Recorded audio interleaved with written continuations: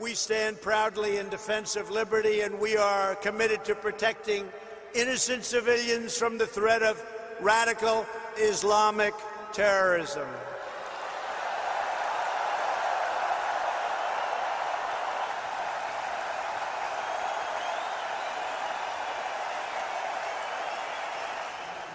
Those who always, if any act of criminality, if any act of terrorism, in any act of extremism, if any act of suicide bombing is committed anywhere, they bracket Islam and Muslim Ummah with act of terrorism.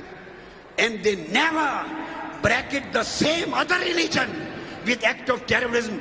If the same kind of brutality is committed in America, if the same act is committed in anywhere else, I want to give this message: brutality is brutality, terrorism is terrorism, and criminality is criminality, whether committed in the lands of Islam, or committed in UK, or committed in America, or committed in Israel, or committed in any country of the world.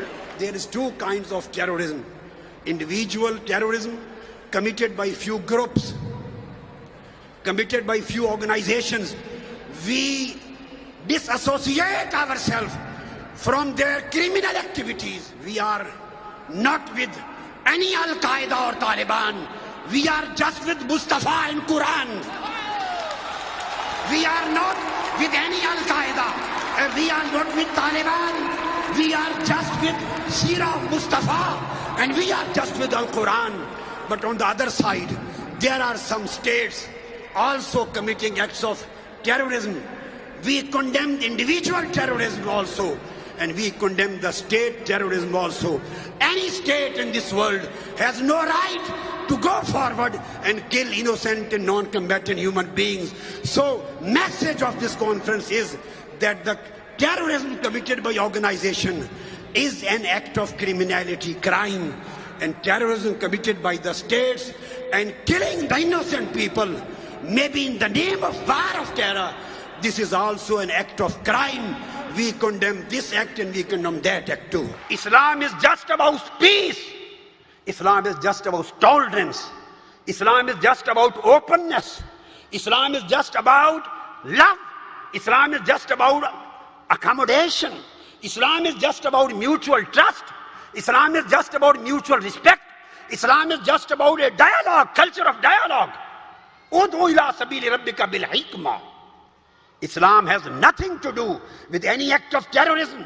It may be in any form, it may be in any kind, may be in any manifestation.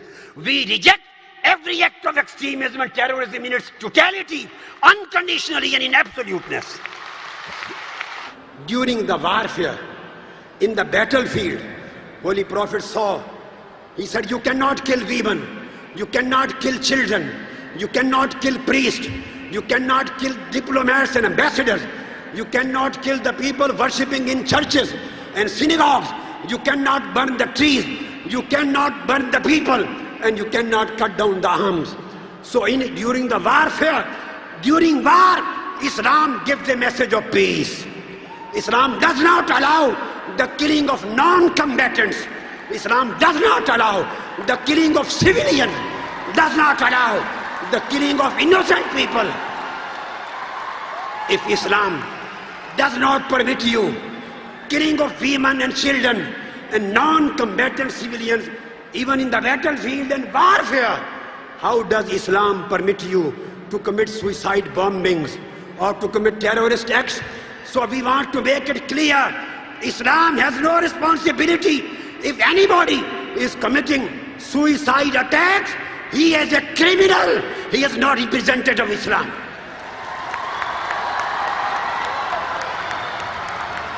If anybody is committing any act of terrorism on any pretext, on any conditionality, that terrorist is a criminal. He is out of the ambit of Islam.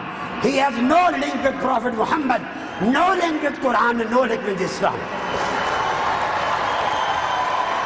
This is approval of rejection of terrorism, approval of rejection of extremism, approval of rejection of hatred, approval of unity of mankind, approval of interfaith harmony, Whole mankind is one. Raise your hands.